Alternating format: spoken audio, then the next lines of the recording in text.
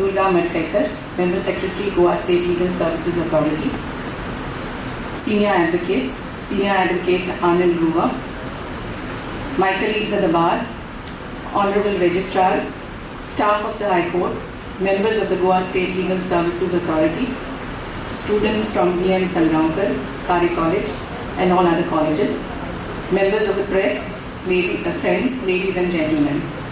I wholeheartedly welcome you all for today's program to celebrate International Women's Day, a celebration held worldwide every year on the 8th of March. But we are holding it today, which is one day prior.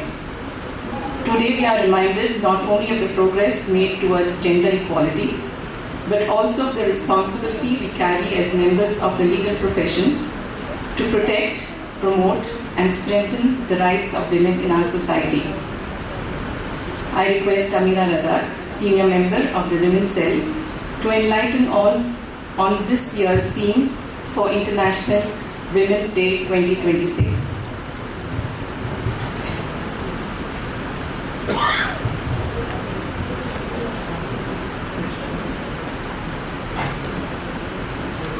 Honorable Justices of the High Court of Bombay at Goa, our very legendary chief guest for today, Senior Advocate Ms. Indira Jaising, respected senior advocates and members of the bar, academicians, professors, law students, friends, a very warm welcome to all of you. We have gathered here today to celebrate International Women's Day. The United Nations theme for 2026 is Rights, Justice, Action for all women and girls. Friends, these are not just mere words in these halls. They are the very pillars and the edifice of the Constitution we serve. The idea of an International Women's Day was mooted for the first time by a lady called Clara Zetkin in 1910 at the Second International Women's Conference, Working Women's Conference. On 8th of March 1917, women textile workers went on a massive strike for bread and peace. 8th of March commemorates that strike of those working textile women from the mills. In the Indian context, Women's Day is largely connected to Sarojini Naidu, the Nightingale of India, a poetess, but also a lady with a fierce desire to work and achieve rights for women. She led the 1917 delegation for women's suffrage. She was also the first woman governor of an independent Indian state. She famously said, "We want the world to be beautiful. We want to be able to create a new generation of people who shall be strong, who shall be upright, and who shall be free." While Sarojini Naidu gave us the vision for women's empowerment, our very respected chief guest, Senior Advocate Ms. Indira Jaising, has been crafting the legal edifice to make this a reality. From her landmark work at the Lawyers Collective to her relentless pursuit for transparency in judicial designations, she has had a long, tumultuous journey. Madam, we are delighted, honored, and privileged to have you here with us to celebrate International Women's Day. A very warm welcome to one and all.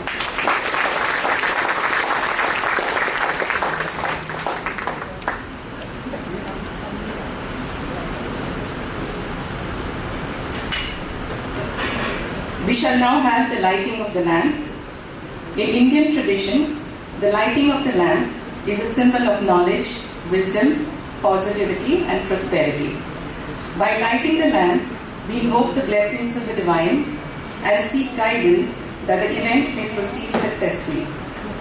With this positive thought, I invite our esteemed guests to light the ceremonial lamp and inaugurate the program. I request Honorable Justice Neela Gokhale, High Court of Bombay and Goa, Honorable Justice Ashish Chavan, High Court of Bombay and Goa, Senior Advocate, Supreme Court, and our Chief Guest, Ms. Indira Jaising, Senior Advocate and President of the High Court Bar Association, Mr. Zilman Coel Pereira, Senior Advocate and Chairperson of the Women's Cell of the Goa High Court Bar Association, Ms. Norma Alvarez, to kindly come forward and light the lamp.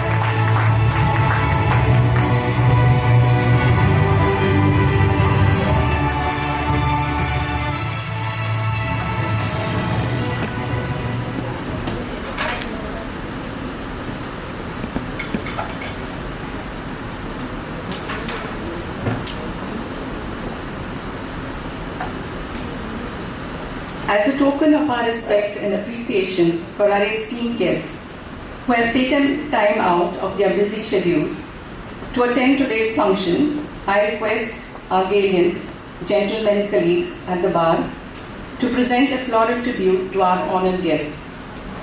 I request Advocate Ryan Menezes to present Honorable Justice Neela Gokhale with a bouquet of flowers.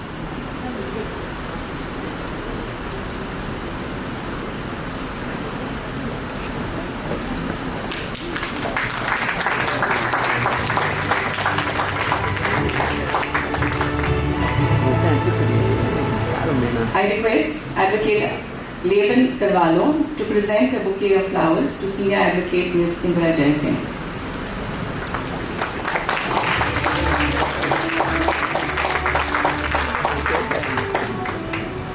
I call upon Advocate Om De Costa to present a floral tribute to Senior Advocate Ms. Anarkali Agni.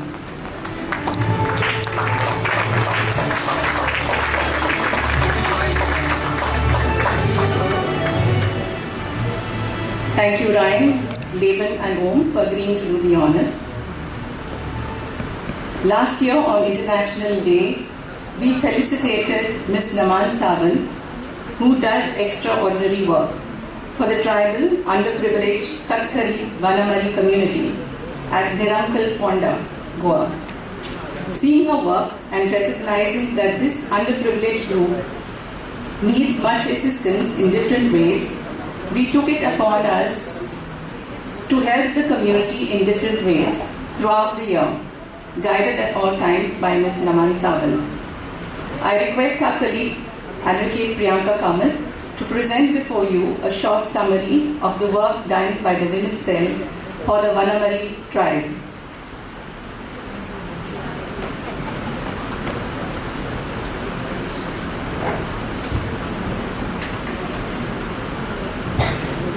Respected chief guest of today's function, Senior Advocate Indira Jaising, respected judges, Her Ladyship Dr. Neela Gokhale, Justice Chauhan, President of High Court Bar Association, Senior Advocate Coelho Pereira, Senior Advocate Norma Anwarish, other senior advocates present here, Senior Advocate Mrs. Agni, colleagues, students, ladies and gentlemen.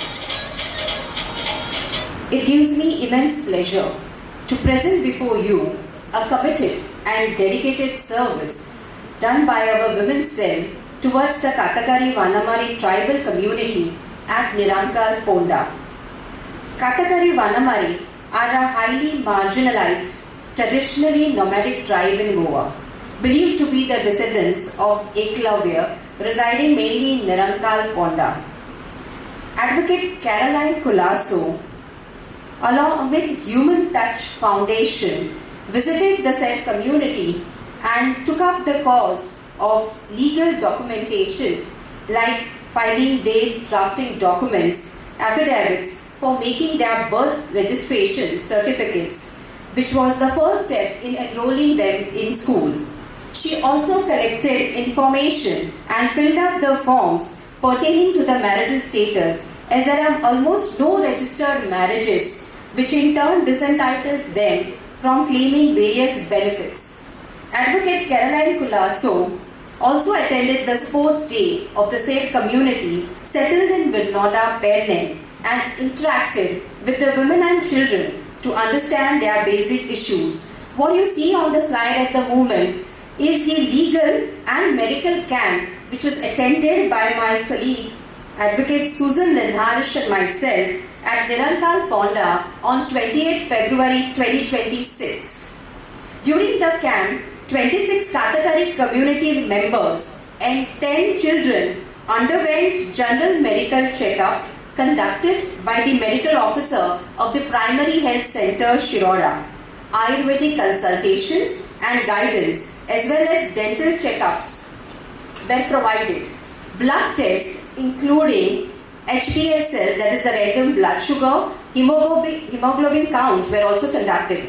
Additionally, 20 women underwent breast cancer screening tests with the support of UWeCan Foundation. Medical awareness sessions was also conducted focusing on prevention of child marriage, early pregnancies and menstrual hygiene. The camp was conducted under the medical guidance of Dr. Rashia, Dr. Aarti, Dr. Nikita and other medical staff of Primary Health Center, Shiroda, Goa. I thank Mrs. Tanvi Doshi Sawal for coordinating and arranging the medical camp. My colleague Susan and myself conducted the legal awareness and guidance camp, educating them on the legal age of marriage and the need for compulsory registration of marriage and the childbirths. Sanvedan Kendra, a registered organization working for the educational upliftment of the underprivileged Katakari children, had requested our women's cell for financial assistance for construction of a steel sheet shade room with concrete floor and other amenities in order to provide a safer, weather-protected and structural learning environment for the community children for conducting the educational learning classes which would benefit 40 children of the said community. This is precisely the center. That passage which you see on the screen is where they wanted to construct that learning center for which we have raised the funds. The estimated cost of the said learning center was estimated as 1,69,800. Chino Foundation, its trustees, Mr. Dilip Sargaonkar, Dr. Pramod Sargaonkar, Dr. Sagar Sargaonkar and Mrs. Pallavi Sargaonkar has generously donated an amount of rupees 1 lakh for the said cause. I acknowledge the presence of Mrs. Dr. Pramod Sargaonkar amongst us here today. Thank you, Madam. Senior Advocate Coelho Pereira, the President of our Bar Association, has generously donated an amount of rupees 50,000 for the said cause. Thank you, Dutur. The said amounts have been transferred to the Sanvedan Kendra, and during the medical camp, I have witnessed the work of constructing the said learning center which is in progress. We have assured our continuous support to the community and also promised the Sanvedan Kendra and have assured that the amount required for the internal infrastructure will be raised successfully, and we have started the work in that direction. Thank you.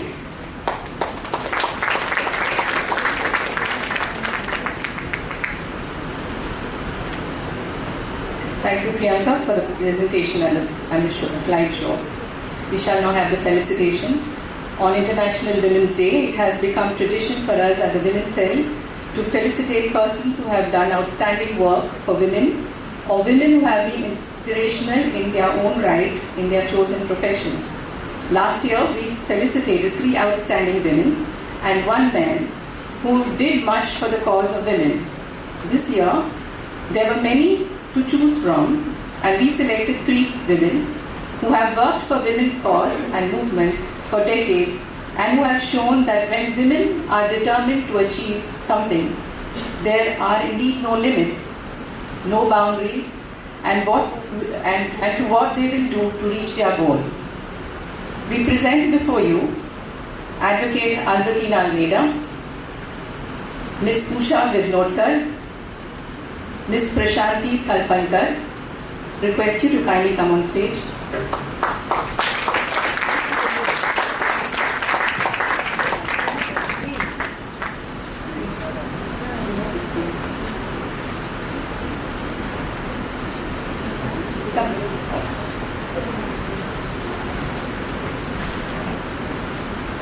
I request Advocate Priyanka Kamal to escort Senior Guest of Honor, Senior Advocate Ms. Anarkali Agni. She has agreed to do the honors of felicitating our chosen women.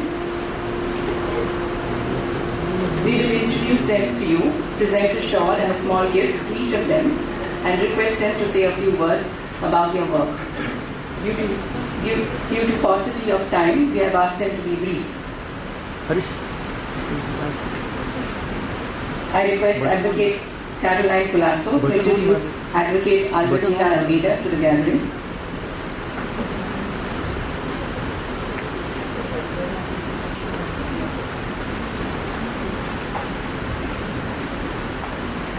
It is my privilege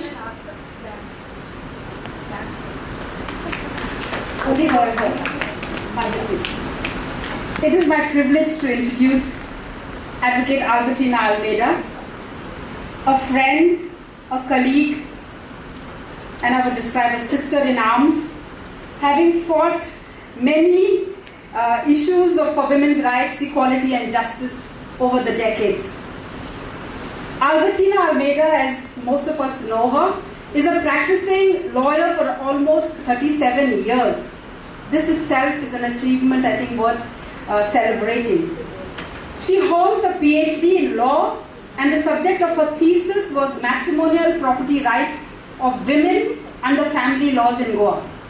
She is a member of the Asia Pacific Forum of Women, Law and Development and has been on its regional council for 1 term. She is a trainer of trainers for feminist legal theory and practice. Over the decades, Albertina has conducted numerous awareness programs on women's rights, not only in Goa and India, but Asia Pacific level too. She has co-initiated several citizens formations, such as Citizens Initiative for Communal Harmony and the SEZ Watch. She is a member of many networks. Notable ones are the Al Zuraij Collective, Social Justice Action Committee Goa, and currently is the Goa coordinator for the National Alliance of People's Movements. She has also recently coordinated the SIR Citizens Monitor Goa group to ensure that no one is left behind in asserting their right to vote. Advocate Albertina has been very keen that all places of employment have zero tolerance to sexual harassment at the workplace and that victims get justice. She is an external member of various internal complaints committees formed under the POSH Act. Advocate Albertina participated in the United Nations Commission on the Status of Women held at New York, which reviews the progress made on the Beijing Declaration and the Platform of Action 1995. She's a part-time lecturer with the Sargaonkar College of Law, as visiting faculty at MA Women's Studies, Goa University, National Academy of Legal Studies and Research, Hyderabad. Apart from lecturing and continuing to lecture on the family laws of Goa at leading institutions such as the National Law School of India, University, Bangalore, National Law University, Delhi. She's a member of the Board of Studies in Women's Studies at Goa University and at the Shivaji University, Kolhapur. She's also an honorary visiting senior fellow at Impact and Policy Research Institute, New Delhi. If any of us has seen positive changes in the Goa Portuguese law, Advocate Albertina was the one who gave her valuable inputs, as she was part of the drafting committee constituted by the government of Goa to review and revise the family laws of Goa. Her thought-provoking articles are published in Herald, Goa Today, The Wire, DNA News, Frontline and Indian Express. Many of us may not know it, but she is also a poet. And her poems have even got published in Muse India. She has various academic publications to her credit. Her recent academic publication has been drawing attention on the need to sensitively appreciate evidence at the trial court level. She is the author of a book, Tug and Tear, dealing with child sexual abuse. If you are an early riser and live somewhere around Taligaon, perhaps you've also seen Advocate Albertina with her hands deep in the mud in the fields of Taligaon, as she's a firm believer in community farming, both for food security, for sustaining the climate resilient infrastructure such as low-lying fields, and exploring ways of collective and equitable working. Awards she has a plenty, but I'm going to mention only a few. Recognizing her work, the government of Goa awarded her the Yasha Damini Award in 2003. She also won the Goa Star Women's Award by Goa Sudaro, the Money Life Foundation Award on Women's Day 2012, and the Vincent Xavier Berardina Award. This is Advocate Albertina Almeida.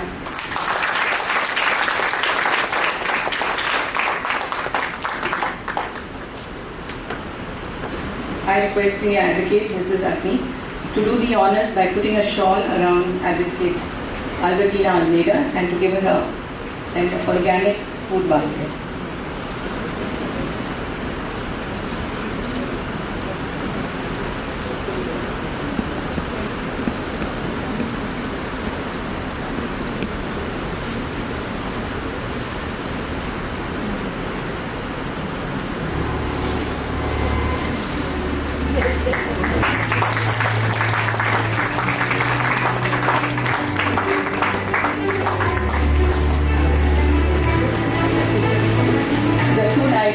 In the basket are prepared by Govel, a brand developed by the Goa State Biodiversity Board under its project with the aim of conservation of biodiversity through livelihood interventions. The principle of sustainable and non-destructive harvesting of forest produce and conservation of biodiversity is their motto. I request Advocate Albertina Almeida to say a few words.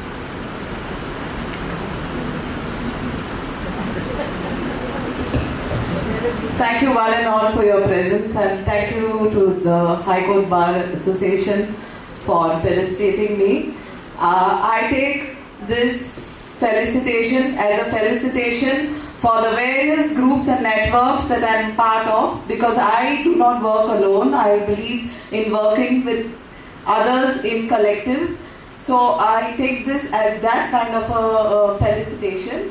I would also like to say here that in any collective that stands for various social justice issues or equity or environmental justice, there's a lot of work that goes on behind the front lines of what we see, and there is work. We have to speak out in the front, and we have to speak truth to power, and we have to speak truth about power. And I believe, therefore, that you have, despite everything, chosen to felicitate me because I stand for those values that of the collectives that I'm a part of. I also think that as far as work is concerned, we do not need to speak about it. The work should speak for itself, and we don't need to speak about the work we do. On this day, I would also like to remember a friend in arms, Diana Tavares, who passed away and whose funeral is on as we speak. Because she was one of those who spoke truth to power, truth about power, and while working silently also behind the curtains in terms of doing a lot of groundwork which people do not see, but those who know. So besides this, I would say there are two spheres in which I do not have the option to work as a collective, and that is the legal sphere and meaning as a legal practitioner, and the other is as a teacher. So as a legal practitioner, I know, while I'm mindful of the fact that the High Court Bar Association is felicitating me, I would like to stand up for the trial court lawyers who do all the heavy lifting in a lot of the work before people reach the High Court or file even public interest litigations in the High Court. So I would like to, I am not sure how many are present here, but I would like to take up cudgels for them, because they do not get recognized and they have no space even to be considered for being appointed as senior counsel. So this is one thing I want to state. In terms of my and in terms of legal practice, in terms of my teaching, I have focused a lot on my research. I focused a lot because that's a unique area where it brings synergies between my legal practice and my research work. I have focused a lot on looking at how evidence is appreciated, because that's not something that easily just an academic can do.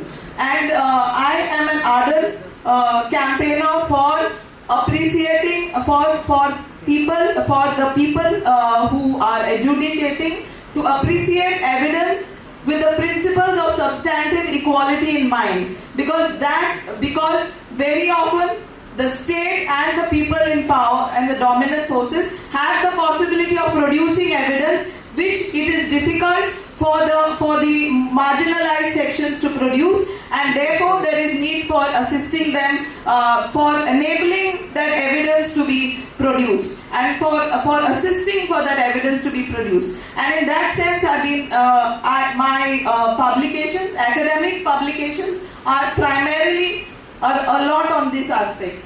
So having said this, I would like to once again thank you all for patiently listening to what I have to say.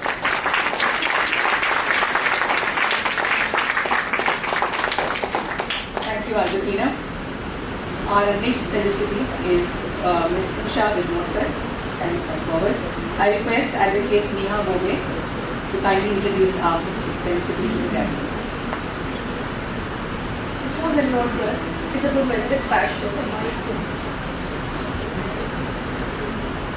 Usha Vidmokar is a woman with passion and a deep commitment towards uplifting and empowering women of the SC/ST communities in Goa, who come from economically vulnerable and backward class of the society. Her journey in social work began at a very young age when she joined the Bahujan Hitai Samaj, an educational charitable trust that was set up to establish hostels for children of the SC/ST communities all over the country. In 1997, the trust established its first school cum hostel in Mapsa, Goa. She joined the institution as a cook, and through dedication and perseverance, rose to the position of a matron. This hostel has served hundreds of underprivileged children and has functioned successfully until 2022, when it was temporarily closed for the purpose of construction of a new building. Determined to ensure that children from marginalized communities had access to education, she had traveled tirelessly from village to village, including Valpur, Bicholim, Sangam and Kepe, convincing parents to send their children to the hostels so that they could pursue their further schooling. As a result of her efforts, hundreds of children have completed their educations, becoming graduates, engineers, teachers, and so on.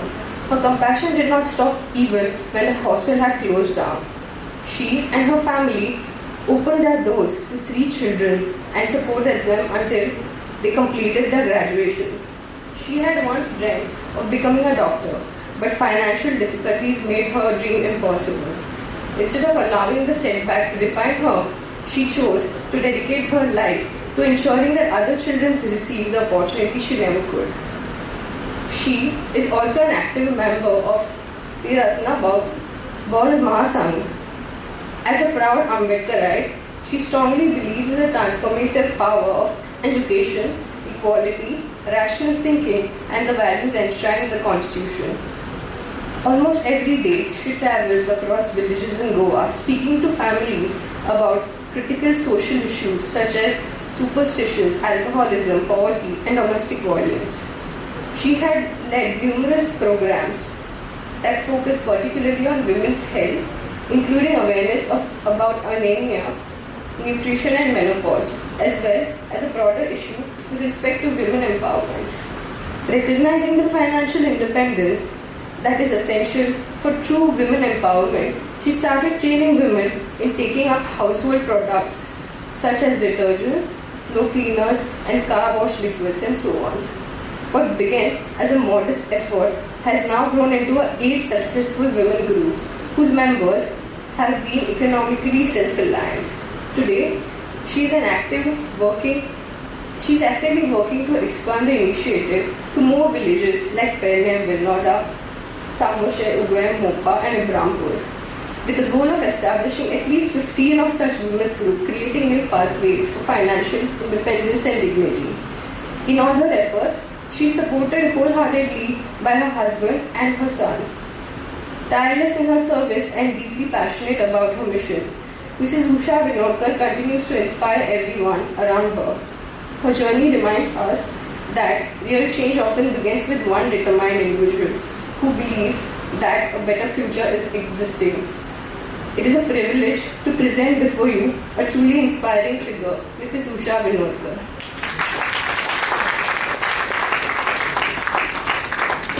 Request Advocate Senior Advocate Mrs. Agni to do the honors by putting a shawl and giving her a basket of fruit.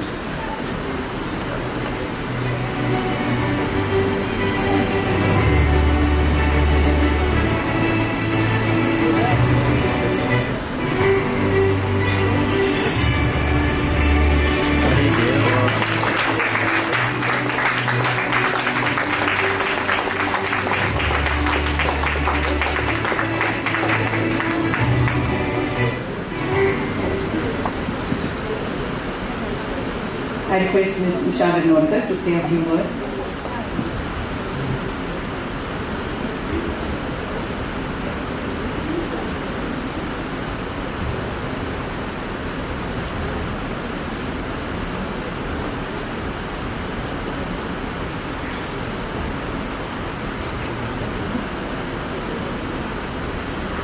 सगळ्यांक good evening म्हणटा आणि ह्यो programme जो आसा तो म्हाज्या खातीर 30 वर्सां फर्स्ट आसा. हांव स्टेजीर रावन खूब जाणां कितें सांगू शकता, बुद्धिजम सांगू शकता, पण आयचो दीस कसो म्हाजो स्पेशल आसा.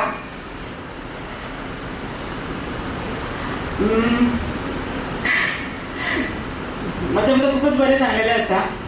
तरी सुद्दां म्हाका अशें सांगपाक दिसता की म्हाकाय प्रेरणा मेळ्ळी तर कशी मेळ्ळी जाल्यार मदर सावित्रीबाई फुले यांच्या पासून हांव प्रेरणा घेतली.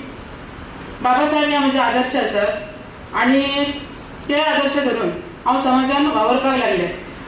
एक्चुली हांव गांवांत एक खेडेगांवांत रावणारे चेडूं. म्हाका घर, स्कूल आणि म्हाजें काम हेच्या पली कडेन म्हाका कांय खबर नासलें. मुवमेंट म्हणजे म्हळ्यार कितें म्हाका कांय खबर नासली. हांव एक सांगलें की आतां तेंची मॅडमी सांगलें की हॉस्टेलांत खूब म्हणून हांव येयलेलें.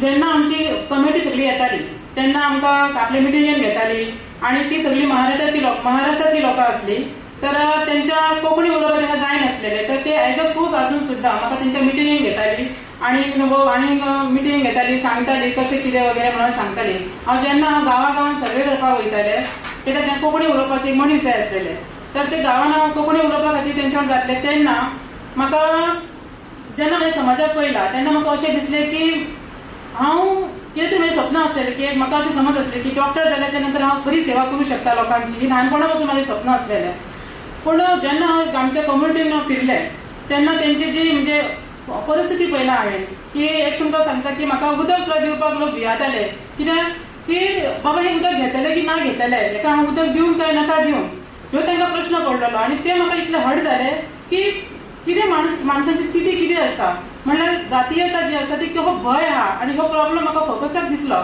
आनी म्हाका अशें दिसलें की येस म्हाका कितें करपाक जाय जाल्यार हांगा करपाक जाय आनी ती म्हाका प्रेरणा मेवल्या आणि माझ्या समाजा खातीर म्हाका करपाक जाय कितें तरी अशें म्हाका दिसलें हांव येयलेलें तेन्ना एक म्हाका थंय खूब जाय म्हाका एक गरज आसलेली कामाची म्हणून येयलेलें पूण जेन्ना हांव समाजान वावरलें तेन्ना म्हाका अशें दिसूंक ना की म्हाका कामाची गरज आसा म्हणून म्हाका अशें दिसलें की म्हाका म्हाजी समाजाक गरज आसा अशें म्हाका दिसलें आनी हांव थंयच्यान कमीत कमी 25 वर्सां त्या प्रोजेक्टान म्हणजे त्रिरत्न बौद्ध महासंघ ह्यो स्पिरिच्युअली डेव्हलप करपाचो किंवा प्रॅक्टीस करपाचो संस्था आसलेली आणि तेचेच अभिव्यक्ती म्हणून बहुजन हिताय ट्रस्ट ही सोशल प्रोजेक्ट असलेले आणि तितून आम्ही प्रॅक्टिकली काम करताली ऑल गोव्यातली भुरगीं थंय आसलेली म्हाका तेन्ना अशें दिसूंक ना की ते 500 रुपया म्हाका मेळटात म्हाका 1000 रुपया मेळटात जस्ट मानधन मेळटलें म्हाका तेन्ना दिसूंक ना की ते म्हाका 500 रुपया म्हणजे म्हाका कांयच नको दिसलें पण म्हाका ह्यो समाधान आसलेलें की हांव एकदम व्हडली 40 लोकांची फॅमिली हांव सांबाळटा आणि इतले विश्वासान पेरंट्सांनी म्हाका भुरगीं दिल्यात त्या भुरग्यांक हांव सांबाळटा आनी तांकां हांव रॉ मटेरियल कशें येतालीं ती भुरगीं आनी त्या भुरग्यांक हांव सारखे म्हणजे संस्कार दिवपाचो प्रयत्न करताले आणि ते म्हाका खुशी दिसलें आणि हॉस्टेल हे एक समाजान काम करपाक एक माध्यम असलें आणि ते हांव बऱ्यापैकी म्हणजे आता तेंचे सांगलें की कितें कितें हांव त्या हॉस्टेलाच्या मार्फत एक्टिविटी करतालें आणि हे करताना म्हाका केन्ना अशें दिसूंक ना की हांव भायर खंय जॉब करपाचो म्हणून कित्याक म्हाका ते तन मन धनान हांव काम करतालें तेका जॉयंट म्हणजे तेका कितें म्हणटा तेका एक सपोर्ट आसलो तो स्पिरिच्युअली प्रॅक्टीस जसं हांव बुद्धिजम प्रॅक्टीस करतालें हांव बुद्धिजम डीपली स्टडी करतालें हांव व्हडली व्हडली शिबिरां करतालें आनी तेजी एक उर्जा हांव घेवन समाजान वावरतालें आनी माणूस कसो घडपाचें हें हांव तांकां सांगतालें आनी आजुनूय हांव तांकां तें सांगता हांगा सगळे हांगा जे आसा ते सगळे जाण एक अशे समाजाचे घटक आसात एक आणि प्रत्येकांची जबाबदारी आसा की प्रत्येक माणूस समाजाचे कितें ना कितें देणे आसा आणि त्यांच्यानी ते दिवपाकच जाय करण्यासाठी खूप काम आसा तेन्ना ते प्रॉब्लेम आसलेले आमी ते सॉल्व करताले पण याचो अर्थ असो ना की ते आत्ता प्रॉब्लेम ना आत्ता सुद्धा ते प्रॉब्लेम समाजान सगळे आसात अंधश्रद्धा आसा व्यसनाचे आसा म्हणजे खूप आमी एज्युकेशनाचे आसात पूण तेन्ना ती समस्येचं स्वरूप वेगळें आसलेलें आणि आता त्या प्रॉब्लेमांचे स्वरूप वेगळें आसा ह्या जगान तर त्याच्या खातीर काम करणं हे खूप महत्वाचें आसा अजूनही काम करपाची खूप गरज आसा ही म्हाका म्हाज्या मैत्रिणींनी किंवा फ्रेंड्सांनी म्हाका हांगा इन्वायट केलें म्हणल्यार आल्बिटिना मॅडम आसा कॅरल मॅडम आसा आनीक म्हाजी कलिग्स म्हाजी बेस्ट फ्रेंड आमची प्रतिभा ताई आसा हांकां म्हणजे ही सगळीं जाणां आनी तुमी सगळीं जाणां समाजामध्ये खूप काम करतात त्याच्या बरोबर हांवें केलेलें काम म्हाका तरी खूप थोडें दिसता खरें सांगपाचें जाल्यार पूण आयज हांव तुमकां सांगूंक सोदता की आयज गोवा हायकोर्ट बार असोसिएशनच्या टिमान सगळे आपल्या बरोबरीचे म्हाका स्थान दिलें त्याच्या बद्दल हांव सगळ्या टिमीचे हांव खूप खूप खूप अशे धन्यवाद दिता खूप तेंचे आभार व्यक्त करता पुण्यानुमोदन करता आणि स्पेशली म्हणल्यार कॅरल मॅडम आसा आल्बिटिना मॅडम आसा आमची प्रतिभा ताई आसा तेंचे हांव खूप खूप अशे धन्यवाद दिता आणि एक सांगपाक सोदता की आमचे हॉस्टेल जे आमी चलयताले तेची अजूनय आमकां गरज आसा आमची ओन बिल्डींग जावंक नासलेली पूण कांय कारणां वस्ता आमचे थोडे दीस म्हणजे थोड्या वर्सां खातीर कित्याक आमची बिल्डींग जावंक नासली म्हणून आमचे हॉस्टेल ते थोडे फार थांबयले गेले पण त्याची खूप आता गरज आसा आणि आमची बिल्डींग आता जावपाच्या मार्गार आसा हांव सगळ्यांक रिक्वेस्ट करता समजा माझी बिल्डींग म्हणजे girls hostel particularly girls hostel मध्ये जाले जाल्यार तुमचो आमकां सगळ्या म्हणजे सरावंडींग म्हणटा तसो एक हेल्प आसपाचो कारण खूप अशी आतांची गरज आसा जाली हे तुमकां म्हाज्या कडसून तुमकां अशें मागणें आसा की आमचे भविश्यान बिल्डींग जाली गर्ल्स हॉस्टेलाचेर ते कार्य म्हाका परत सुरू जातलें म्हाजें आनी हांव त्या जास्त जोमान अजून सामाजीक काम करपाक म्हाका प्रेरणा मेळटली आणि परतून एकदा हांव सगळ्यांका खूप धन्यवाद खूप थँक्यू म्हणटा आणि तुमची रजा घेता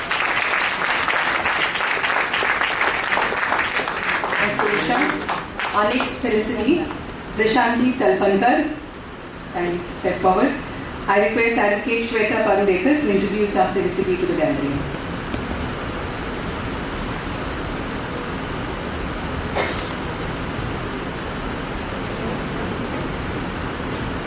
Honorable Justices, respected dignitaries, distinguished guests, ladies and gentlemen, it is my great honor and privilege to introduce Mrs. Prashanti Talpankar, a writer, retired associate professor, translator, playwright, actor, and a courageous cancer survivor.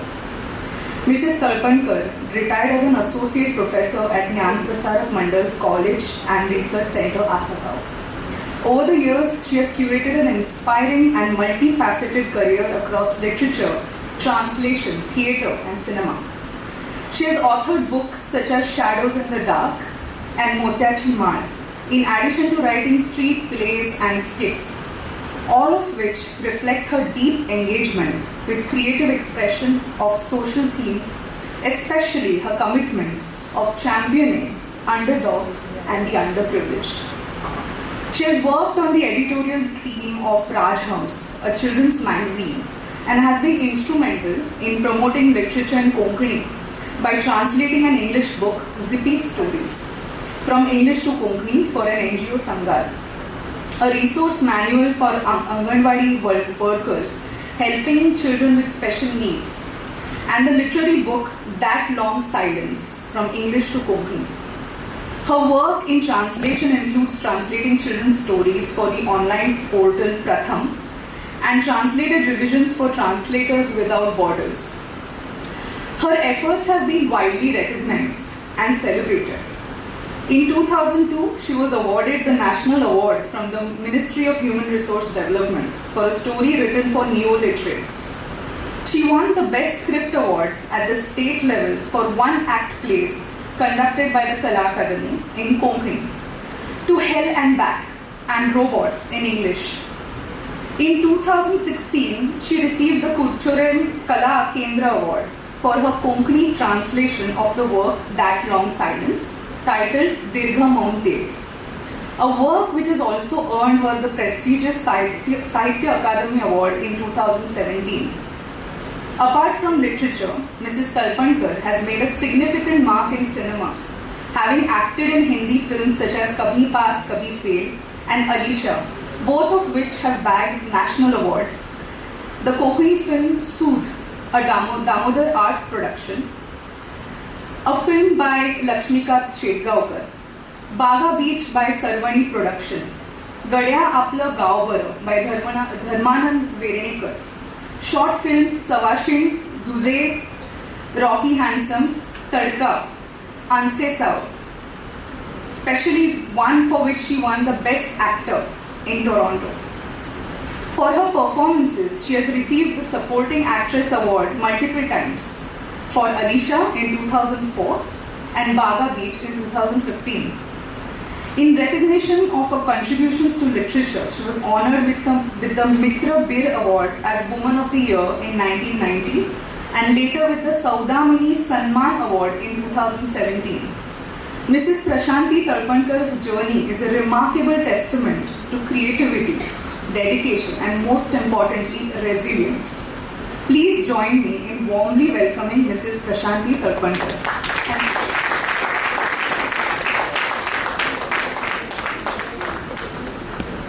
Request Senior Advocate Mrs. Alvi to do the honors by putting a shawl and giving her a basket of food.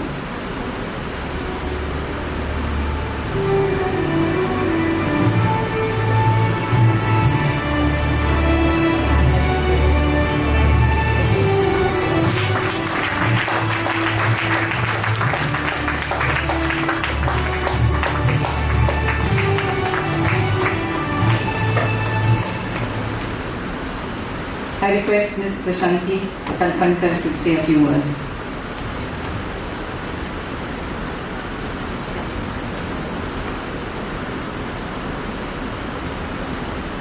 Namaskar. I'm not nervous. I'm completely at home here. I don't know what is the reason, but before I forget, I want to thank Goa High Court Bar Association for celebrating whatever I have done so far. I want to address the young ones, especially because those who are here, present here, who are senior to me or my age, all of us have a similar DNA. We knew that if something happens in the society, we have to run. We were fire brigade. We had to go do something and come back. Help someone and forget about it. All of us have similar kind of DNA. There were no blogs, there were no social media. In fact, I will tell you, till 2000, I had acted in Konkani films as a need, not because I really wanted to act, as a need in about 12 films, and nobody knew about it. Thanks for social media, that was not there. Now if you act even in a 1-minute film, everybody knows the greatest. What I want to tell you is, now the DNA is we overthink a lot. If I go and join the protest, what will happen? If my photo is there, will I get job or I will not get job? Am I going to be, I have to go to prison? Then what will happen? What will happen to my career? What will happen? What my parents will say? What my teachers will say? We didn't have any of these things. In fact, I remember in college, and I was very proud of it, everybody used to call me Gondharat Gondhal. I used to do too many things, this, that, and I used to forget also what I used to do. Once, and in this Gondharat Gondhal, I have collected so many memories. I want to tell you 2 memories here. One is, I had taken one lady was badly treated by her husband, and she wanted a divorce. So I said, okay, I'll help you, and I went alone first to ask advocate. She was Advocate Agni. I entered, she was sitting, she got up. Kidawa? A divorce. I said, divorce hai? I said, no, Mama, no. And today when she was putting a shawl on me, I was feeling, oh wow. Second memory is a mystery memory because today I reconfirmed it. It was in 1986-87. All our coastal belts were being captured by constructions. Buildings were being built, and Ramada was being built in Kershi, and a very pretty looking lady. And I always had this, partiality towards pretty lady. I was just staring at her. Advocate Indira Jaisingh, she had come, and Norma and Claude told me, see, she has to go and click some photographs. She has to do inspection of that Ramada place, and you have to accompany her.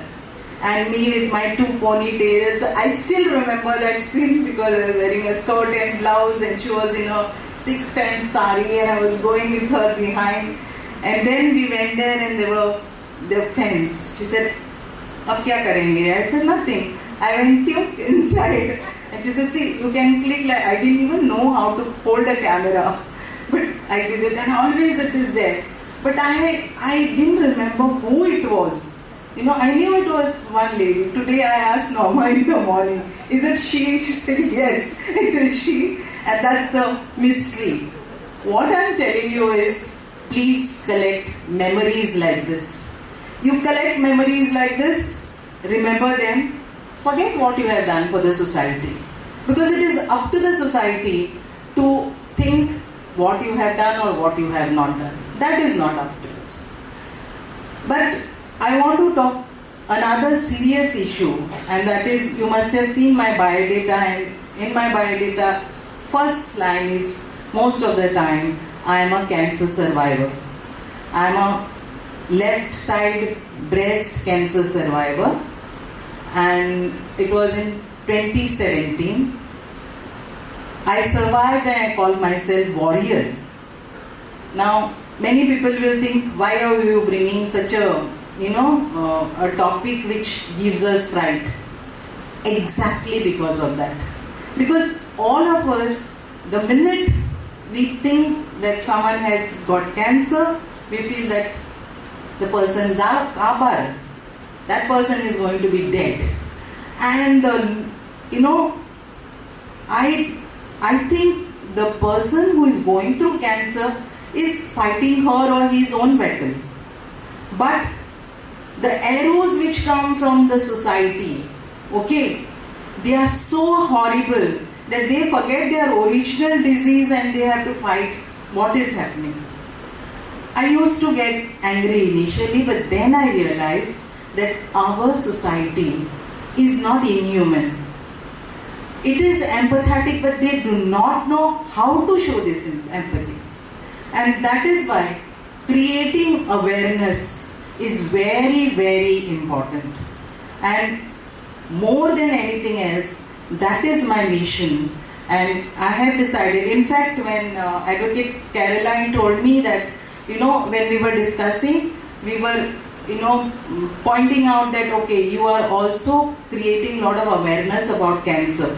And that time I said, okay, then I will come and accept this. Because I feel that more and more people should come out and start creating awareness. We are so scared because we are ignorant. The minute we start spreading awareness, giving information, people definitely are ready to fight. In fact, many of my co-colleagues who are there, we call ourselves breast friends. Many of them who used to get scared are today openly discussing it and encouraging people to fight this battle. And in Goa, unfortunately, in every place where you go, you will see that at least one person has got touched by this scene. So that is my promise to Bar Association, that I will be doing this awareness. And other Gondal, if I get a chance, I will do it, but I am not very particular about it. Thank you.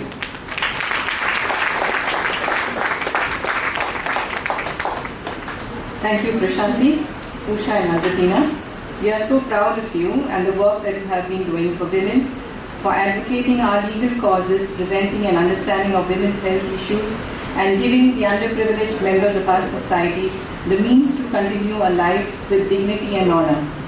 Thank you also, Senior Advocate Mrs. Agni, for obliging us and doing the honors of felicitating our outstanding women.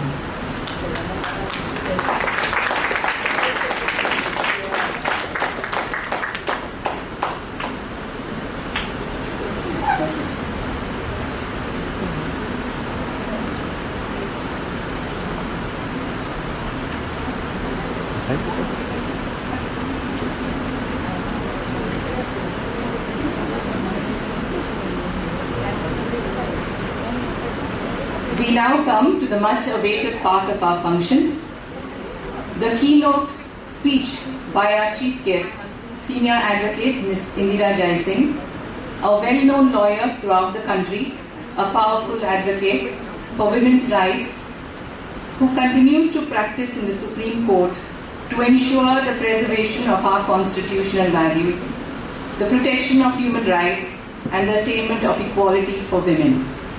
Ms. Jaising has chosen to address us on a most interesting topic: equality in law, inequality in power, what still holds women back. I request Senior Advocate and Chairperson of the Women's Cell, Goa High Court Bar Association, Ms. Norma Alvarez, to escort our chief guest to the stage and to introduce Senior Advocate Indira Jaising to the audience.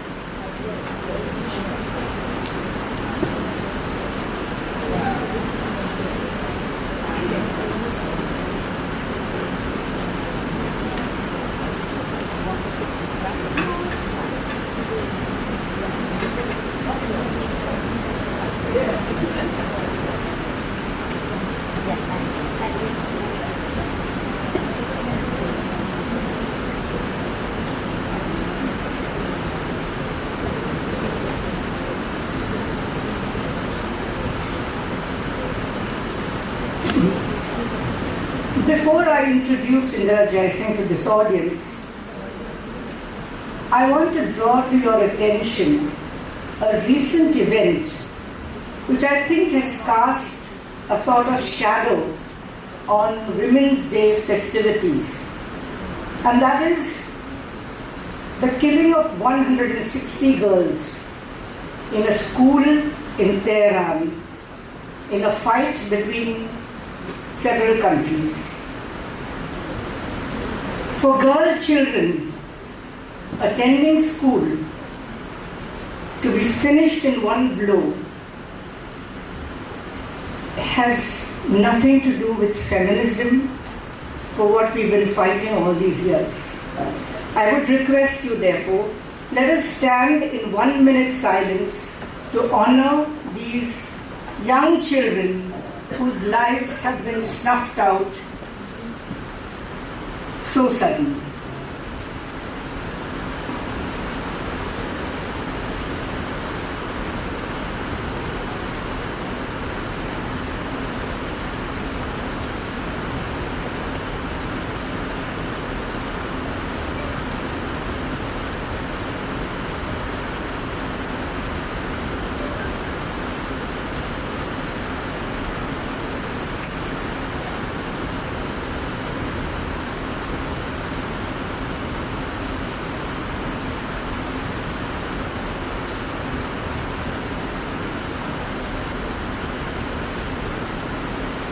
Thank you.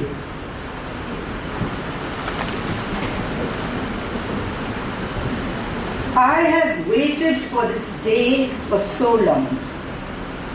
2 years ago, I invited Indira Jaising to address Goans, the Goa Bar Association. I have waited to be able to bring her to Goa, not to argue a case, but to be able to speak to us. And although today I am crushed up in this imprisonment, so to speak, because of a fall I had in Cochin and I have injured my shoulder, I am still very, very happy that Indira is on the stage to address you all. Ms. Jaising, Indira is my friend, my colleague, my mentor, my guide for 40 years. I will say unabashedly that I have copied her style of lawyering in court. From down to writing your notes on the left-hand side of the file, to the style of arguments, be vociferous, to her advice, never lose sight of the main cause that you are fighting, the main line of your argument when you are arguing, to the many little things that she used to tell me, including if you get any order from a judge, take it and run. You never know what is the next thing that might come. All these bits of advice talked to her over the years I have treasured. And Indu, I am truly, truly happy that you are here today.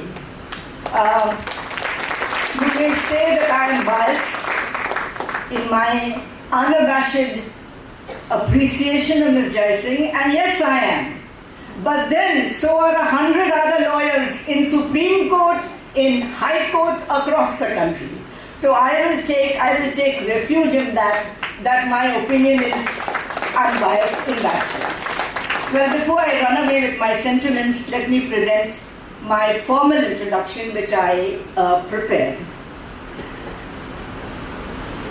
Indira Jaising has spent more than 5 decades at the forefront of constitutional law, public interest litigation, and feminist legal reform in India. She began her legal career at a time when very few women practiced in the high courts. In 1986, she became the first woman to be designated as a senior advocate by the Bombay High Court, a milestone that opened the doors of the higher judiciary to many women who followed. Over the years, she has argued numerous landmark cases advancing equality before the law. Her advocacy helped secure equal inheritance rights for Syrian Christian women in Kerala in the very famous Mary Roy case. And she appeared also in another famous case, Rupan Deol Bajaj case, one of India's early successful prosecutions of sexual harassment by a powerful public official. She has also fought cases on guardianship rights for mothers, women's divorce rights, and constitutional protections against discrimination. Her association with environmental jurisprudence is a separate chapter in itself. This is very interesting for a Goan audience since the case commenced in Goa. Prashanti mentioned it just earlier, when she argued the first ecological petition, PIL, in 1988 against the construction of the Ramada Hotel on the Varka beach in South Goa. One thing that Ms. Jaising always wanted is, if I have to argue, I have to see it. So we had to take her to Ramada to show her that, and take her to other hotels wherever when she was doing the hotel case with us. Well, she has also done the tiger one, and she hasn't asked yet to be shown a tiger. So for that I'm a little grateful. The judgment in the Ramada case led to the promulgation of the CRZ notification 1991. It established that 200-meter setback and so on. A few years later, Ms. Jaising successfully fought the case protecting public access to the Bamboli beach adjoining the Siddhartha Goa Hotel. That judgment firmly entrenched the public trust doctrine, which is now the law of the land. More recently, she appeared in appeals dealing with the Tiger Reserve and the challenge to the functioning of the NGT, National Green Tribunal, originating from Goa. Beyond the courtroom, Indira Jaising has been deeply involved in the development of progressive legislation. Through the Lawyers Collective, an NGO she co-founded with her lifelong partner, senior advocate Anand Grover, she has worked closely for women's groups across the country to campaign for stronger legal protection against domestic violence, which ultimately led to the passing of the Protection of Women from Domestic Violence Act 2005, one of the most significant reforms in Indian family law. Her public service has included serving as India's first woman Additional Solicitor General from 2009 to 2014, and she later represented India on the United Nations Committee on the Elimination of Discrimination Against Women, popularly known as CEDAW. Alongside her legal practice, Indira Jaising has written extensively on the relationship between law, gender, and social justice. One of her early notable works is Justice for Women, which argues for reform of personal laws so that women's rights are protected irrespective of religion or community. I am told that a second book on her thoughts and her writings is due to be published before the end of this year. I would like to make a small aside here and tell you about an online magazine called The Leaflet, a brainchild of Ms. Jaising, which brings a daily analysis of important legal and political events in India and abroad. It's on, you get notes every day, and I urge all of you interested in law, students and lawyers alike, to subscribe to this amazing magazine, which is available at very nominal rates. Justice Nagaratna just said a few days ago, she said that when there is a good magazine, you subscribe to it, because good magazines don't subscribe on good wishes alone. They need money to survive. And when you subscribe, it's a way of saying, I like the good work that you do, I want this to carry on. So I urge the audience to please look at the net and subscribe to The Leaflet. To get back to my introduction, throughout her career, Indira Jaising has represented not only women, but also pavement dwellers, workers, environmental causes, victims of industrial disasters such as the Bhopal gas tragedy, and many others who lacked access to justice. Her work exemplifies the idea that the Constitution is not merely a legal document, but a living promise of equality and dignity. Today, we are honored to hear from a lawyer whose career has helped reshape the legal landscape of India and whose commitment to justice continues to inspire new generations of lawyers, activists, and citizens. Please join me in welcoming Indira Jaising with a standing ovation.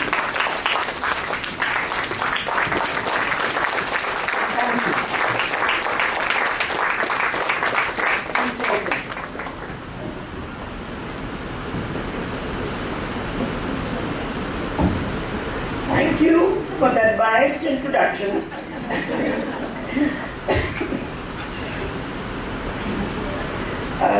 Honorable judges present here, President of the Bar Association, my biased friend on the dais, who looks today like an injured soldier.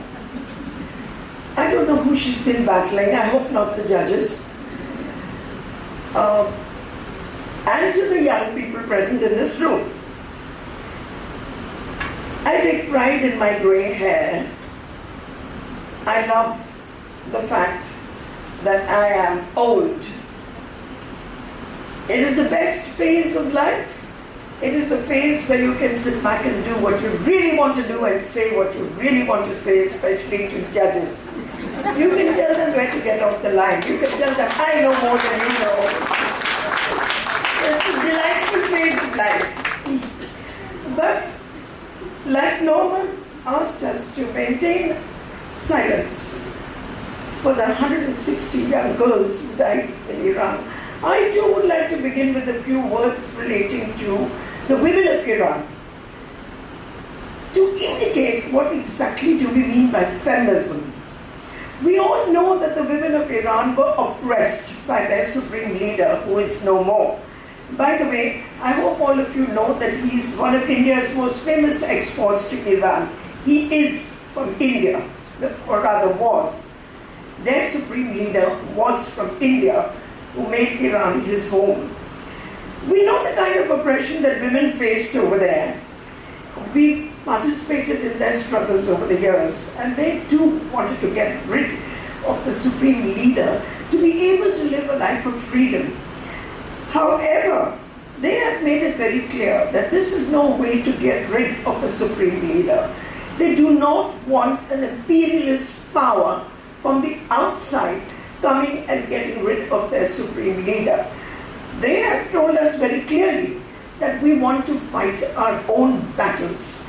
We want the right to self-determination. We, the women of Iran, are capable of ridding ourselves of male chauvinism, of misogyny, and we know how to protect our own rights. This is amazing because we have seen some videos on social media in the West, originating from the Western world, where women are celebrating the fact that their supreme leader of Iran has been assassinated and saying this is a moment of liberation for women.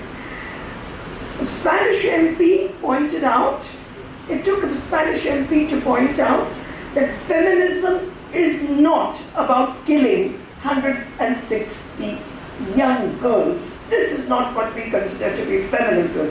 And we would, considering it's Women's Day, we should acknowledge that loud and clear, that feminism is not about killing 160 girl children.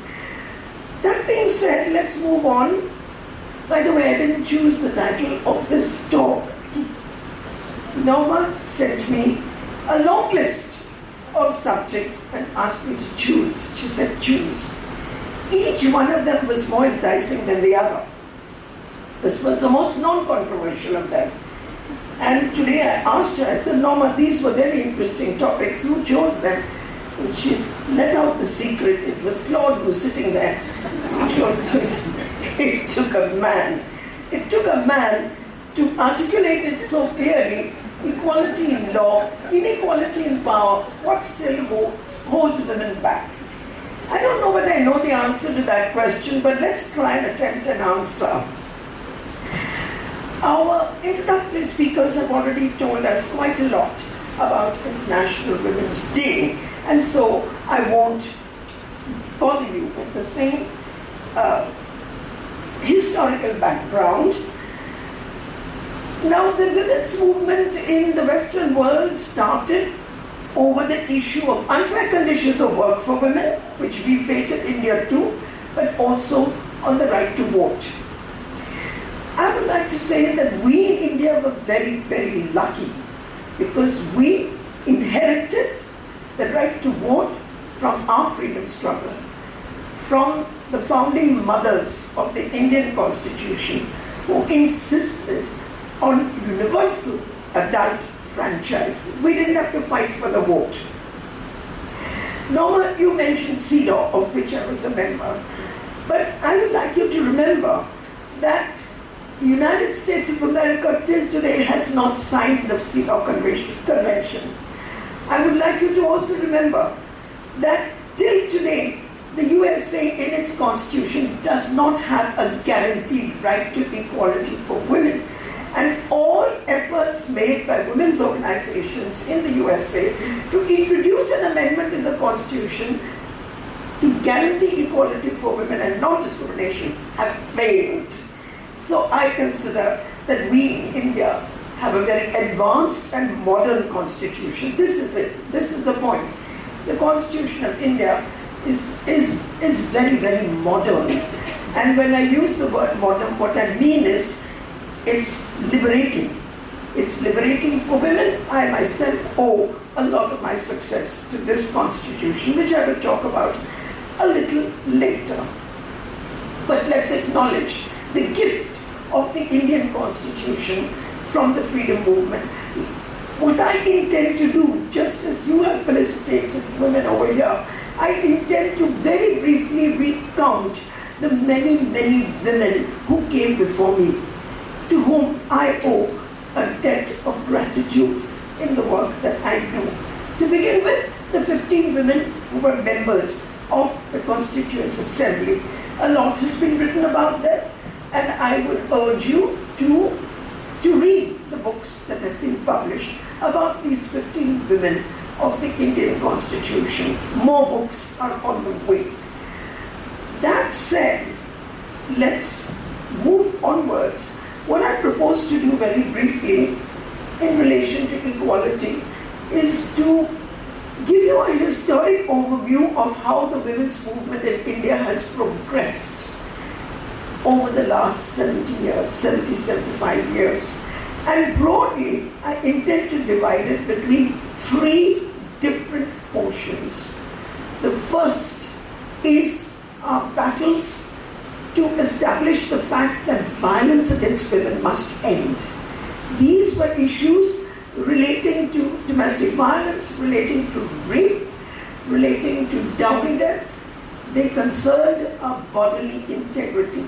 That is the phase of the Indian women's movement which dealt with the issue of violence against women. I will then move on to establishing that the next phase of the Indian women's movement was the phase where we declared ourselves as women of the third world in contradistinction to women of the first world, and we said our issues are about development. We are telling you that you, the government of India, have not done enough in terms of funding the capabilities of women. That is the second phase of the Indian women's movement, where we started intervening in policy making relating to development. We asked the question, what development? For whom development? What are you willing to do for development? And that's where all our socio-economic issues came to the forefront. And the third phase, which is the phase I think we are going through now, is the phase in which we demand representation. A place at the high table. More women to be designated senior advocates. More women to become judges.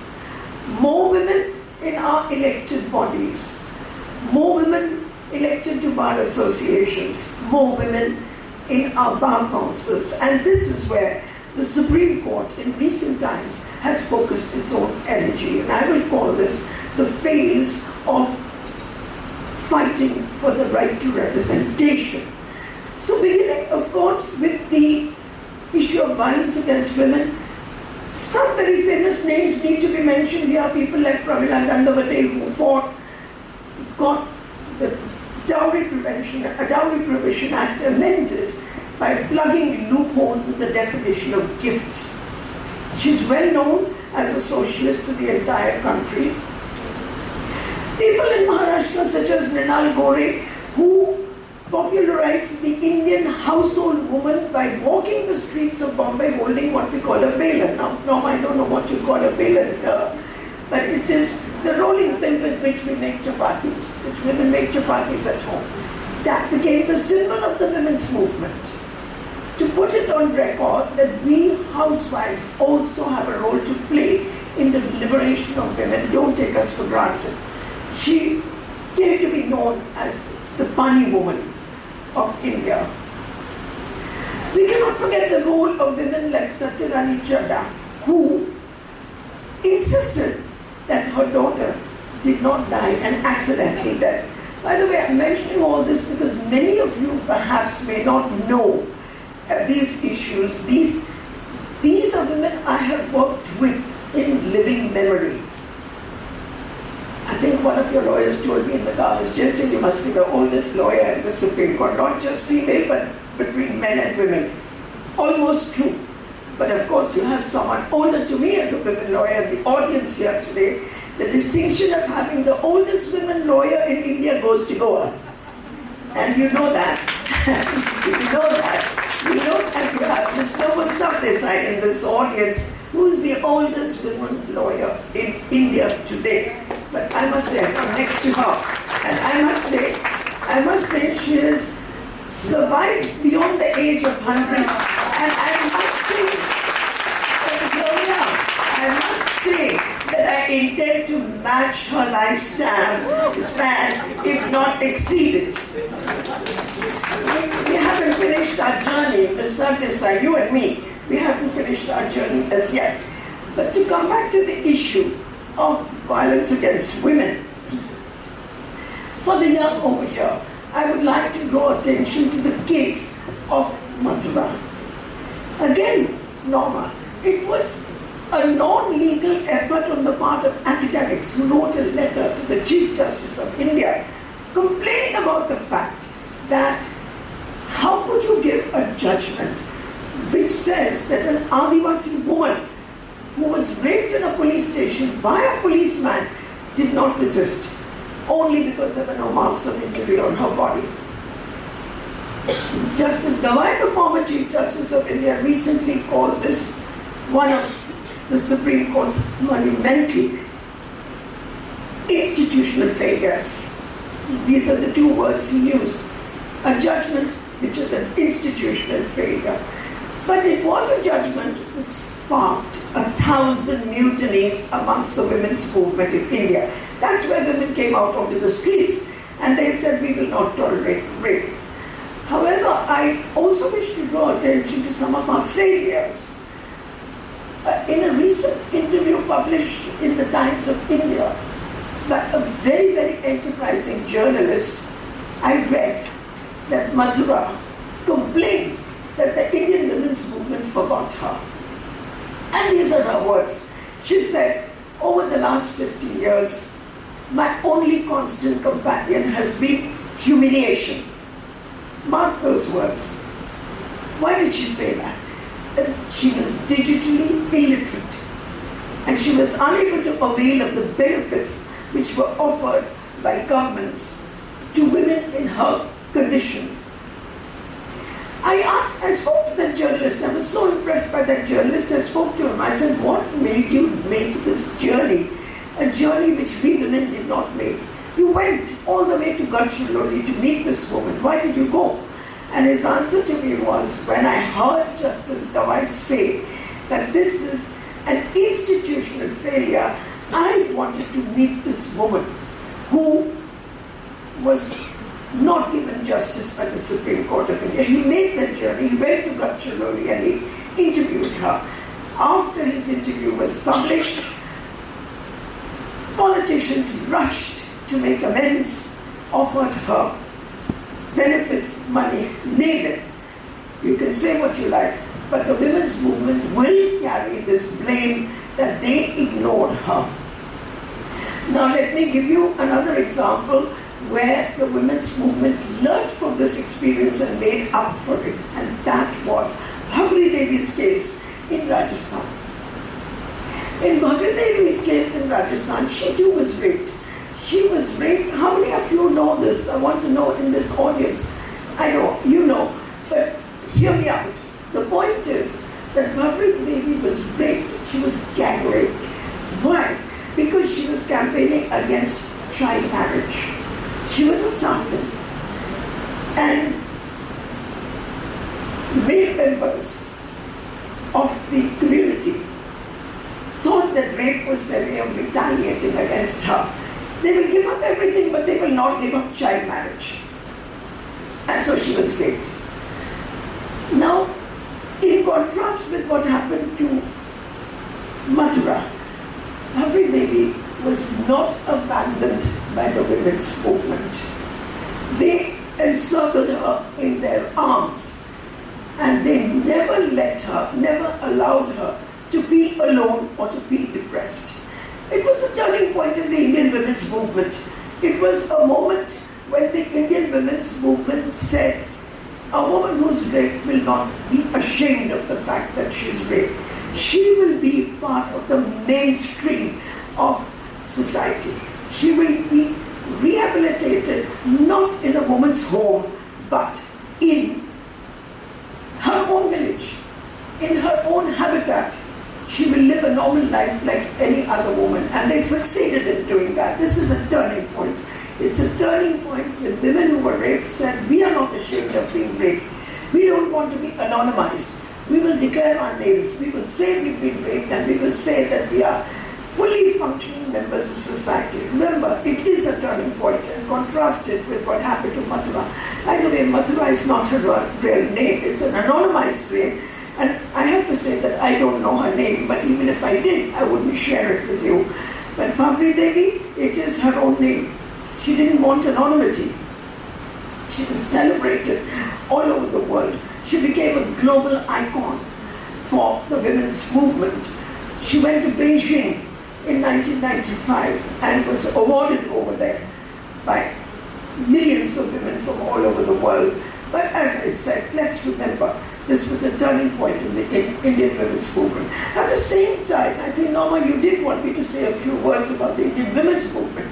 At around the same time, women in Bombay and all over the country started working within police stations, creating women's cells to create safe spaces where women could come and share their stories, where they could be helped, where they could be told where to find shelter, how to negotiate with the police, how to negotiate with a violent partner.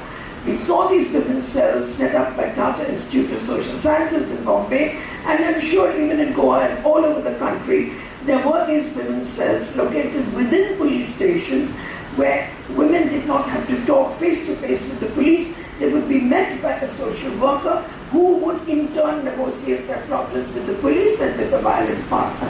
This too was a turning point in the Indian women's movement.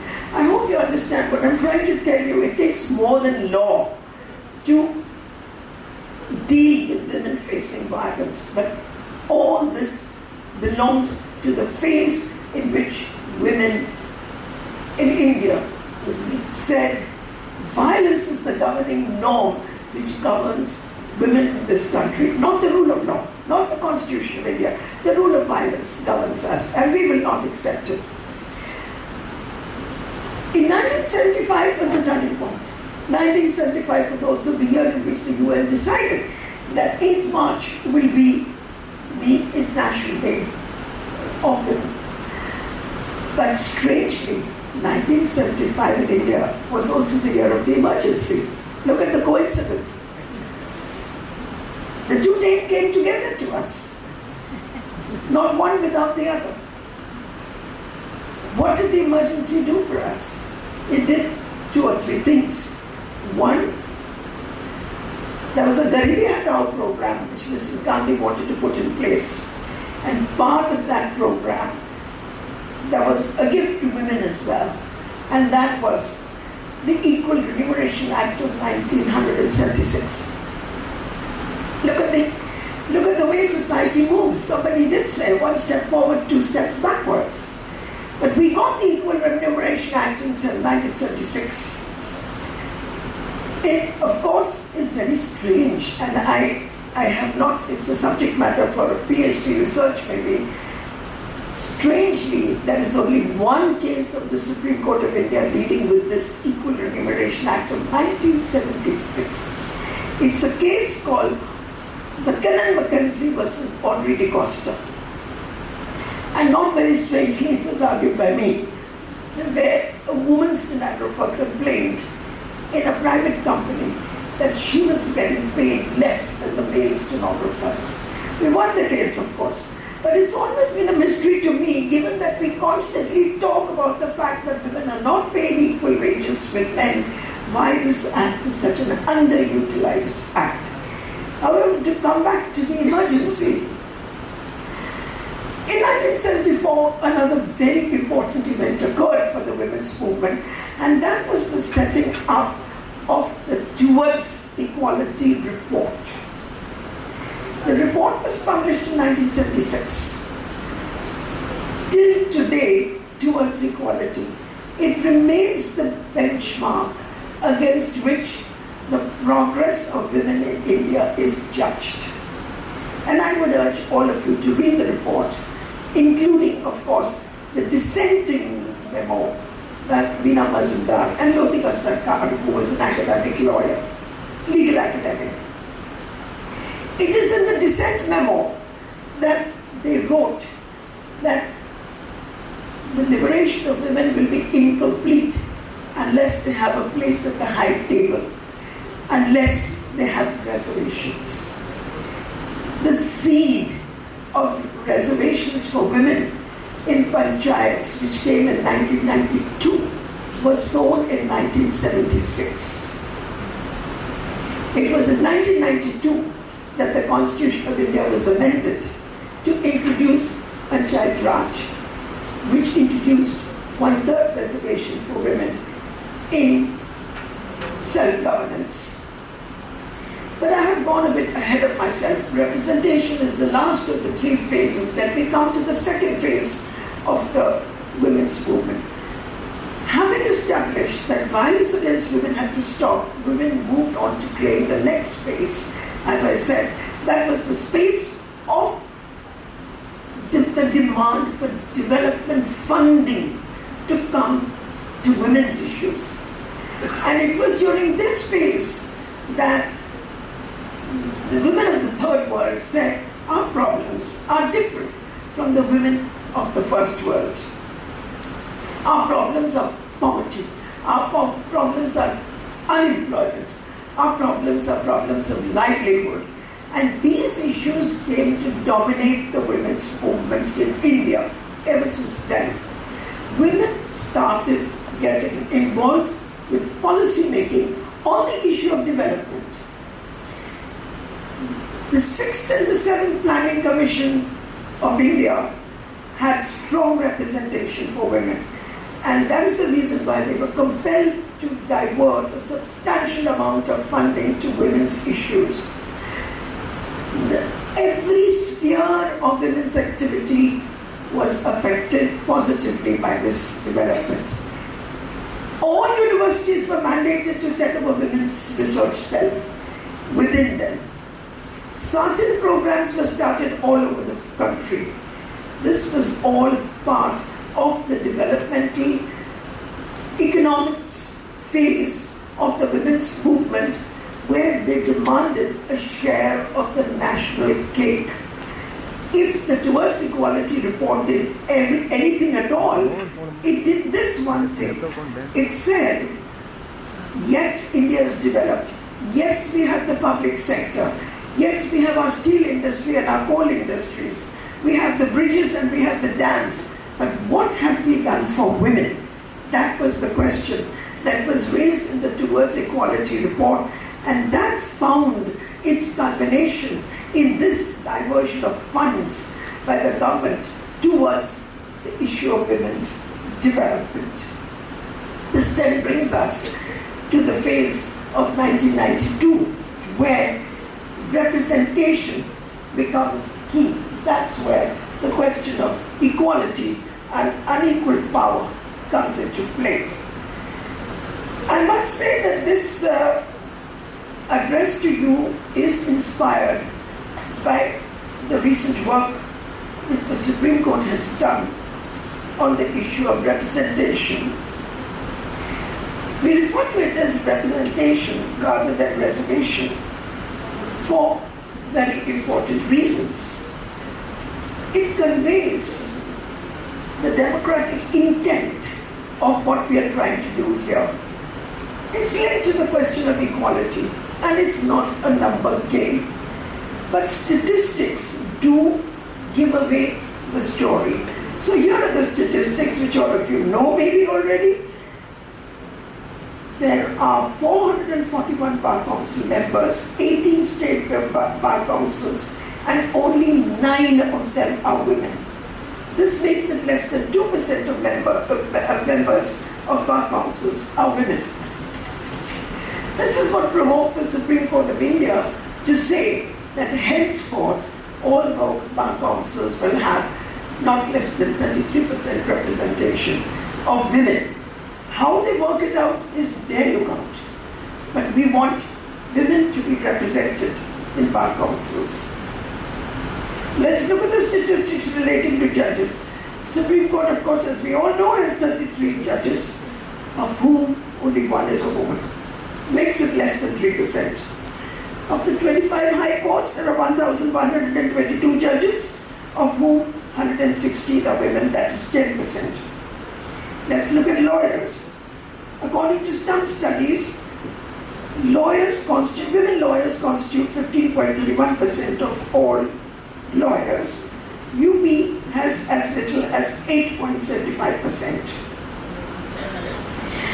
The representation of women in the judiciary in the district courts is much better. It's 36.3%. Sometimes it's more than half. But as we move forward, something happens and women tend to drop out at high court levels and at the level of the Supreme Court of India. So, why is this happening? Again, history. Traditionally, women were excluded from joining the legal profession. In places like England, it was held that women are not persons within the meaning of the Solicitors Act of 1843. A Sex Disqualification Removal Act had to be passed in 2019. So, we have not been allowed to enter the profession until just about a century ago. In the United States of America also, women were not considered as persons. There's a very interesting quotation from a case called Bradwell, and which disallowed women lawyers from entering the profession. It reads as follows, it's worth listening to. Quote, "The natural and proper timidity and delicacy which belongs to the female sex," I don't know what to say now because I'm considered aggressive. The natural and proper timidity and delicacy which belongs to the female sex evidently makes them unfit for any occupation in civil life. The paramount destiny and mission of women are to fulfill the noble and benevolent office of wife and mother. This is the law of the Creator, close quote. Less than a century ago, we were told that the law of the Creator is to exclude us from civil life. In India also, we all know that Regina Guha enrolled as a lawyer in Calcutta in 2016, but was not allowed to practice till much later. Quandile Surabji, about very many books have been written. qualified in 1892, the first woman to be a Bachelor of Civil Laws, was denied formal admission to the bar for 2 decades and was admitted only in 1923. Think about it, a little over a century ago. And so the framework of our profession was made by men and for men before we were allowed to enter the profession. It was only in 1961 that we got an All India Advocates Act, which had no barriers based on sex. And since then you see women entering the profession. So what is equality? Representation is a demand of equality. This is the phase 3 that we have entered.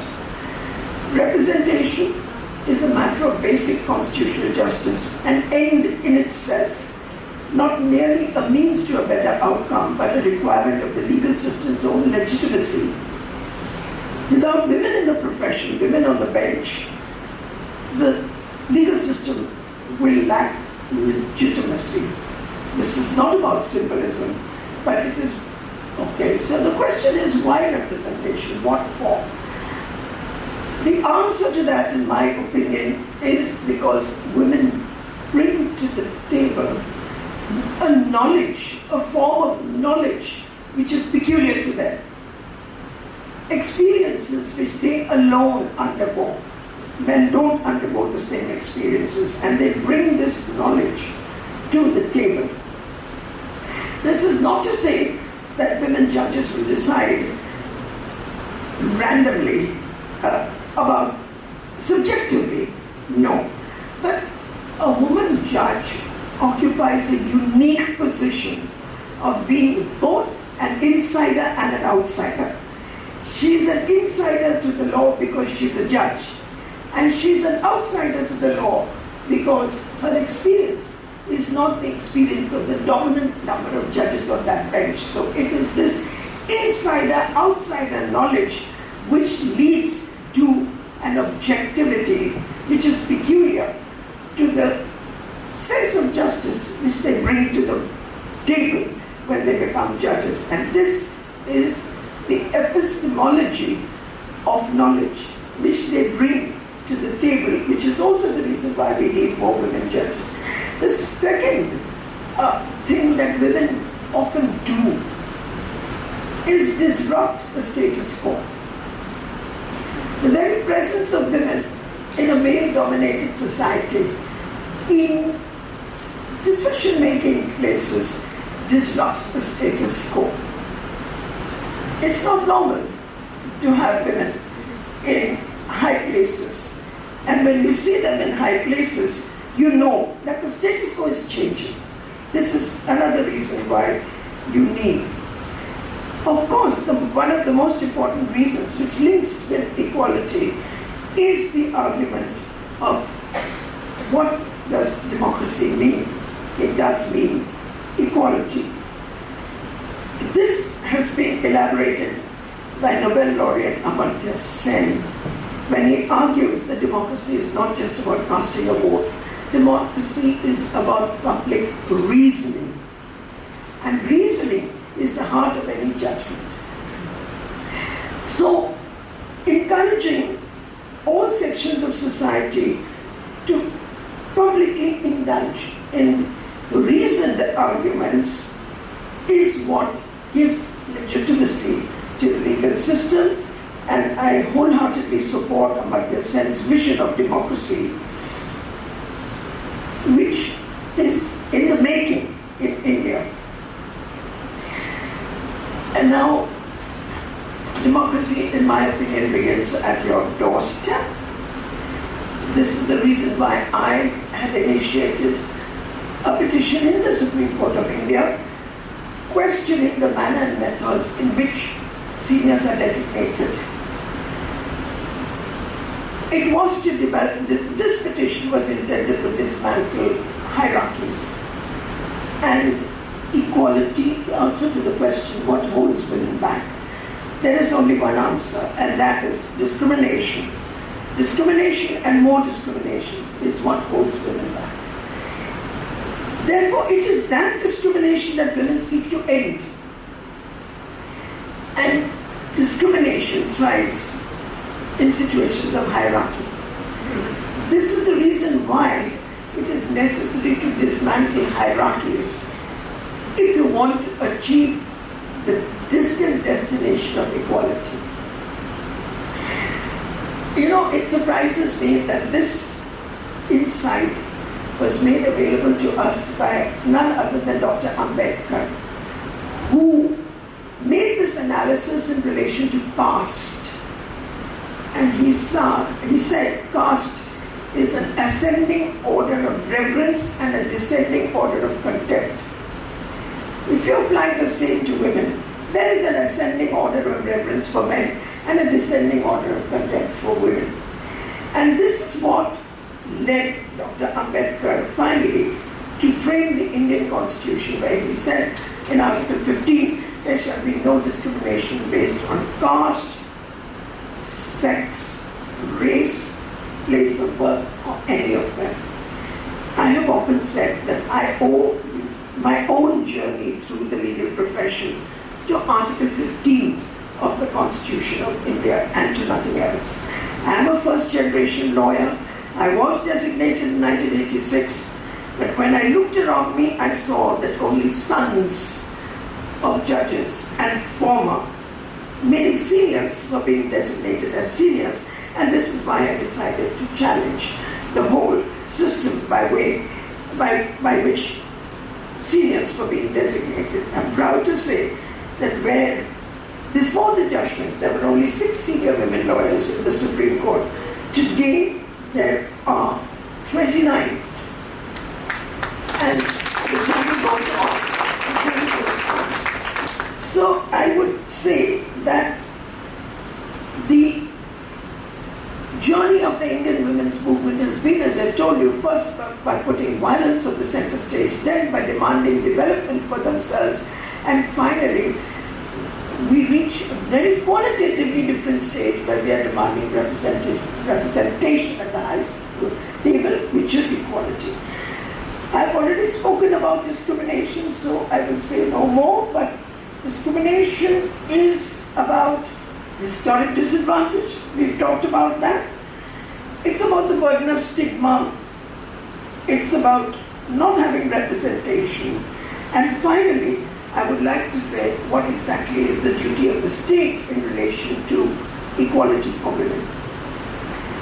There has been a transformation in our understanding of human rights. There was a time when we thought human rights were only negative.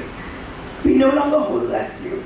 We now say that the state is obliged to respect, protect, and fulfill our human rights. Very, very qualitative change towards the movement for equality for women. Very well established in international law, now also in domestic law. So when we say respect, it's a negative duty not to do anything to interfere with our rights.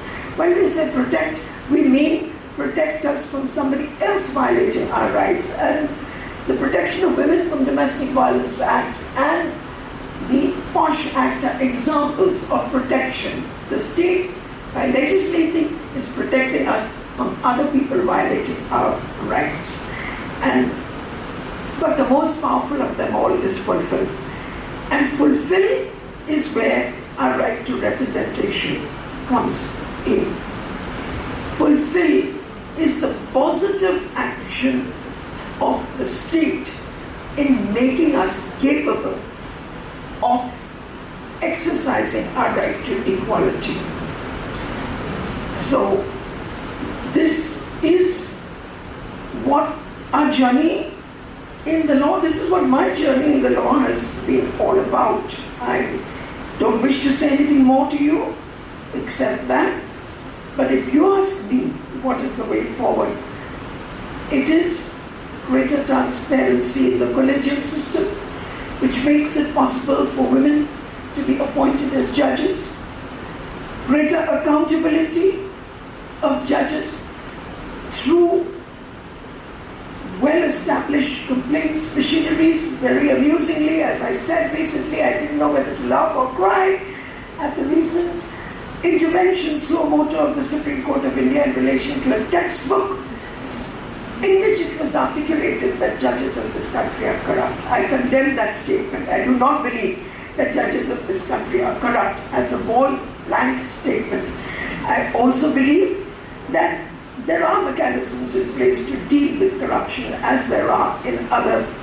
I also believe that it was a calculated attack, and I have gone on record to say so, by a ruthless government who, through its various ministers in the past, has indicated that they wish to disband this collegiate system with the sole intention of taking over the power of appointment of judges, an attempt which has been thrice resisted by the Supreme Court of India. And I have no doubt that if any such attempt is made in the future, it will be resisted by the Supreme Court as also by the legal profession. To conclude, I will just say the answer to the questions you have raised in the title of your lecture is diversity and more diversity. It is the Indian feminist movement that has contributed to the issue of different voices. It is the Indian women's movement that contributed to the recognition of the LGBT community and their rights. The Indian women's movement has fractured into different movements, the Dalit women's movement, the LGBT movement, and so on. I think about 13 different identities have been identified by the Indian women's movement.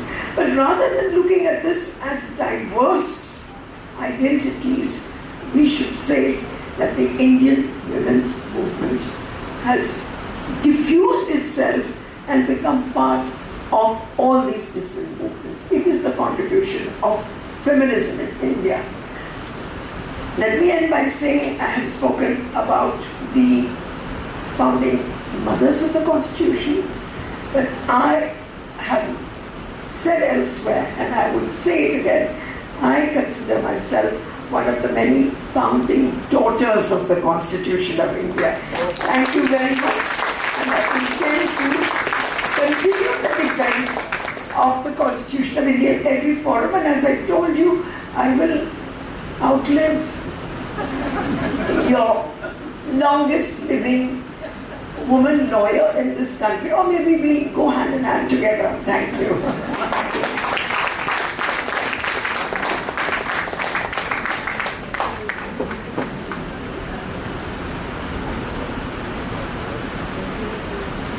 Ms. Jaising has spoken for a long time, so I don't want to burden her with any more questions. Unless there is anything that anybody wants to ask briefly, I would not like to burden her with questions. Thank you. Thankfully, nobody's putting up their hands. Well, there is somebody over there, all right. With all respect to the lawyers who are sitting here, my question is very simple. There are a lot of them.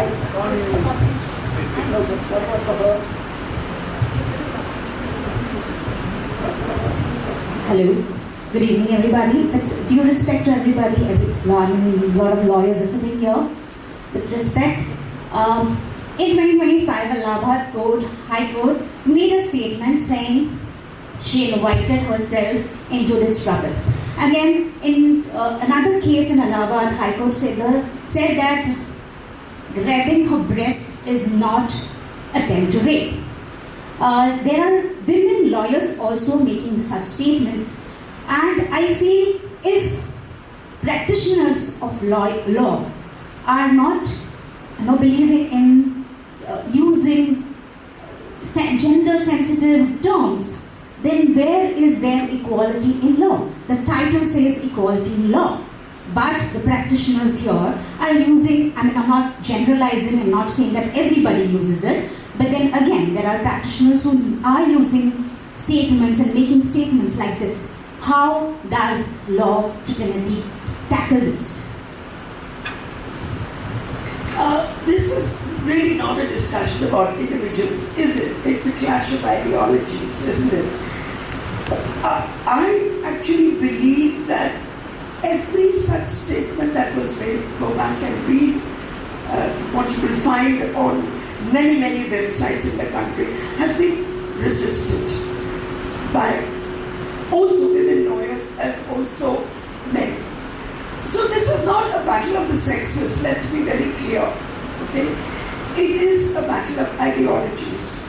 And every such patriarchal statement has been resisted by lawyers. It has also been resisted by the Supreme Court of India. And the Supreme Court of India has been known to take so much notice very often of the kind of statements that judges have been making in their judgments and, shall I say, setting them aside to put the record straight. So I don't think there's anything for you to worry about as a young lawyer.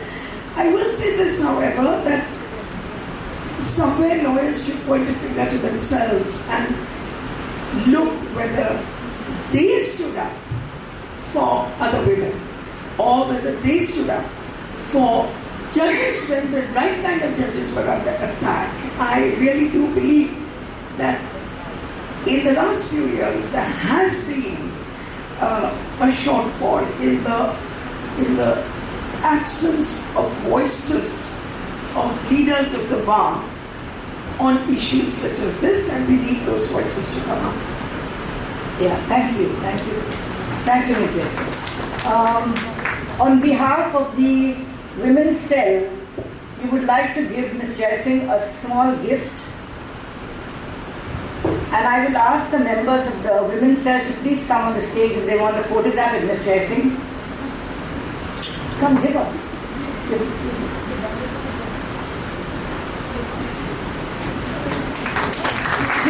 We've given her a Pindi sari, the trademark of Goa, and we thought that a sari which comes from the tribal areas of Goa is something that you will appreciate.